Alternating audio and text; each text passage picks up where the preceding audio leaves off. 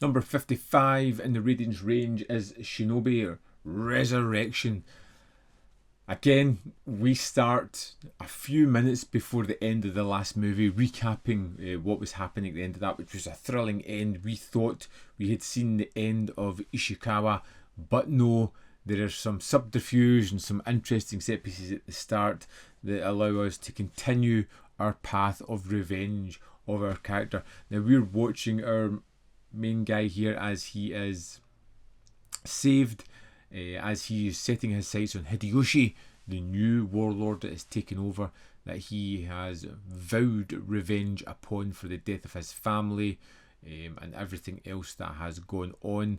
He is being helped at some points by Yasu, a politician who is more sly than the rest of them and is pulling the strings, driving this ninja forward. He knows that this guy's wanting revenge, and they are almost helping each other of sorts.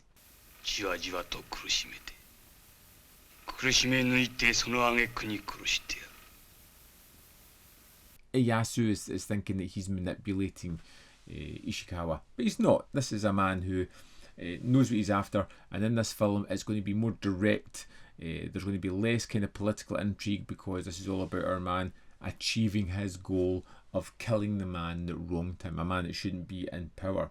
Of course, there still is a little bit of political shenanigans going on in the background, particularly from Ieyasu, who is definitely looking to take the mantle as the head of the country, and he is doing it in such a thought out and slyer way, because he's kind of subjugating himself to Hideyoshi, and all in the background is completely plotting his downfall.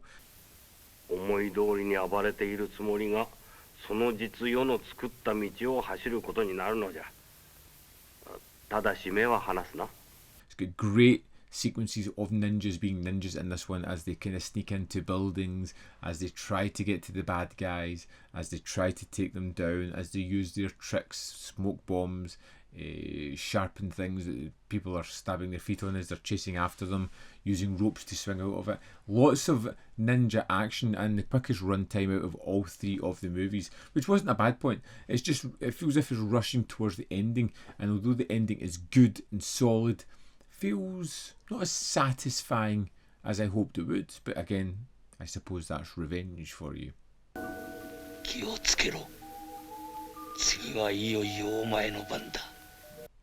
In fact, it kind of leaves us on a bitter note of Ishikawa pretty much telling a character he knew that Ieyasu is using him. He just didn't care, because it was a goal that he was going to achieve at some point. Shinobi no Moro 3 Ressurection was a fairly solid finale to this trilogy of films, caps it off perfectly. I think really gives us some great ninja action. We get to see the bad guys become more evil. We get to see the political landscape as it starts to devolve, as people implode along the way. You get to see ninjas being really twisted in this one, as they slowly kind of point people in the direction that they want to set them off. Lots of subterfuge in this, which I really kind of liked as well, and it just makes it kind of for a fun finale.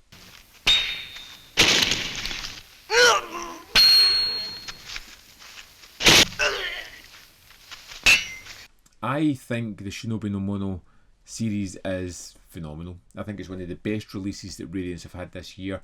I wasn't expecting all three films to be so closely connected, but they were absolutely riveting, full of great characters, of action, of lots of plot points that you had to pay attention to really follow, and created a wonderful trilogy of films. From the really fun and engaging and twisting first one, to a really dark, downbeat second film, to the cathartic finale that I wanted at the end of this one. Great. Let's dive into this disc and have a little look at the extras here. Here we are in the disc for Shinobi Ressurection. Let's go to the special features. We have a brief history of Japanese ninja films.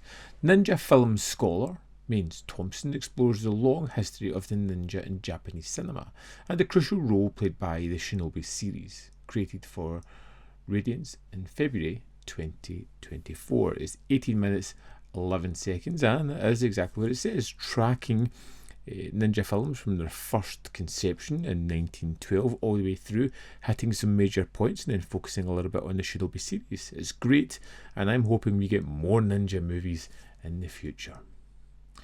Next we have Toshiaki Sato. Film historian Toshiaki Sato discusses the life and career of Shinobi series star Raizo Ishikawa from his origins in Kabuki to his ultimately death at age 37, at the peak of stardom.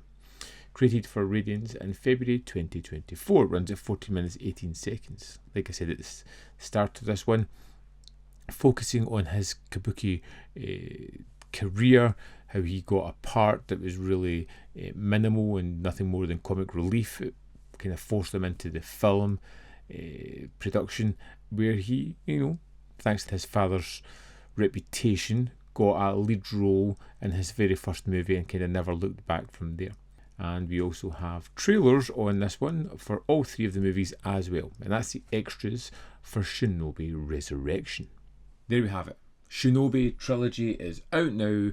It is selling incredibly fast. Grab it while you can. You will not regret it. It is phenomenal. Possibly my favourite Radiance release of the year thus far. Just saying. So there we have it. I'd love to know your thoughts on this one. So let me know in the comment box below whether you love it, hate it, fall somewhere in the middle. Can't wait to read your comments here. As always, there is more content up here. You can see more of my stuff. In the description box below are links to Patreon, membership program, manvfilm.com, all ways in which you can support me. Thanks for watching, and I'll see you next time.